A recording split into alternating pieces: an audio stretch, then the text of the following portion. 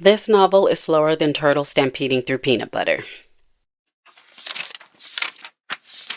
Hello everyone, I'm author R.L. Raintree. This is Reels and Reads, where I give honest reviews and occasional spoilers. Today I am reviewing You Should Have Been Nicer to My Mom by Vincent Tirado. Let me move my long fingernails out of the way. There we go. And when I go into editing, if you guys can't see this, I'll go ahead and put an image over this book.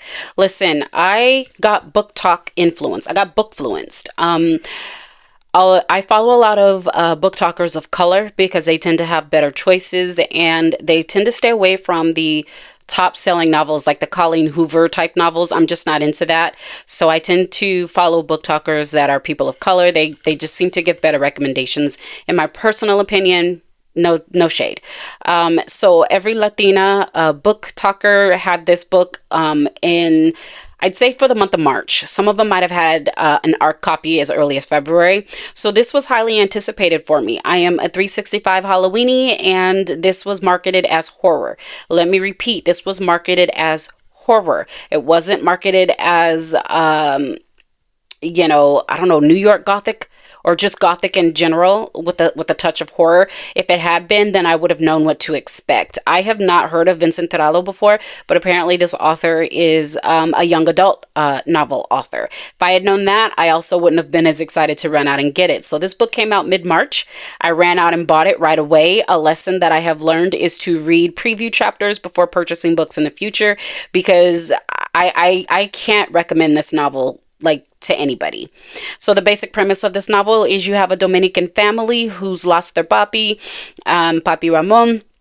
And Papi Ramon claimed during his life that he was an exorcist. Half the family believes him, half the family doesn't. Everybody's got a bunch of family secrets. And according to the attorney who is reading from the will, you got to figure out which one of them is a demon.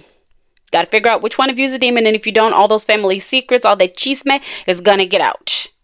And so what we have for about the first 25% to first 33% of the novel is trying to get the family tree straight. Everybody's showing up to the function, and the novel takes painstakingly detailed information and gives it to us.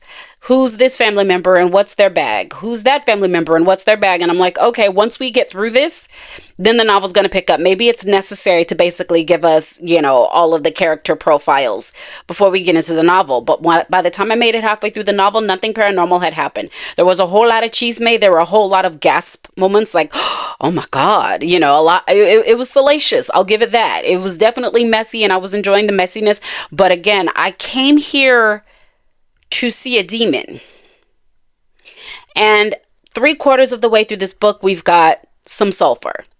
We've got some people throwing hands. We've got some people talking shit. But is that the demon? Or is it the fact that some tea got spilled? And the family's always been messy. I also took issue with the fact that we have a character named Naomi who is Haitian, which we might as well just, she's black, okay? She's black. And, she's treated like she's nothing more than the help. Now, granted, she was Papi's home health aide or home care aide. And the thing is that Shomara, who is the title character that we see this almost said movie, that we see this story through, she sees Naomi as a friend. She feels bad that she kind of neglected Naomi and her friendship with her when Naomi's parent died. So now here's Naomi here, trying to be here for the family, and nobody was there for Naomi. And she regularly points out how people mistreat Naomi and treat her like she's nothing more than the help. But Shomara regularly refers to her as the home aide. So it'll be one page is Naomi and the next page she's nothing but the home aide. So Shamara isn't good to Naomi either. So we have Naomi who's being treated the worst out of all of it. So anyways, they're all looking for the demon. Okay. And well, I should correct that. Not everybody's looking. Half the people think Papi was just crazy and this is just stupid. But it left me wondering, why the hell are you still in the house? Like, you apparently you have to do this so that you can get the, the money from the will. It took until the last 40 pages for some real demonic shit to pop off.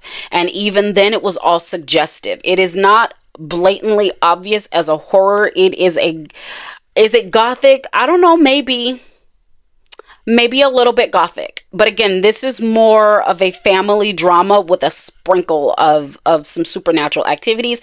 And quite frankly, if no one had told me that this was supernatural or that this was horror related, I would have never thought for one second that it was horror related. I would have thought that this was all in everybody's head. This was everybody's imagination. This is just, a bunch of horrible people blaming each other for things that they themselves did. There's no way I would have seen this as horror or supernatural.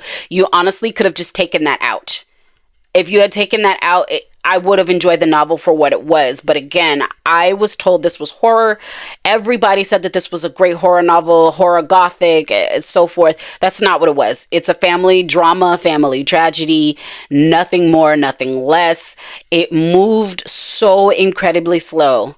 I should have had the demon interactions a lot sooner than the last 41 pages of a 241 page novel. Now, I don't know if Vincent Tirado writes like this when it comes to their young adult novels. I had no idea who Vincent Tirado was before this book. So perhaps if you're familiar with this person's writing, you're not going to be disappointed. Perhaps if you've read the young adult novels, you're not going to be disappointed. I can say that if this was a young adult novel, this would definitely top the charts.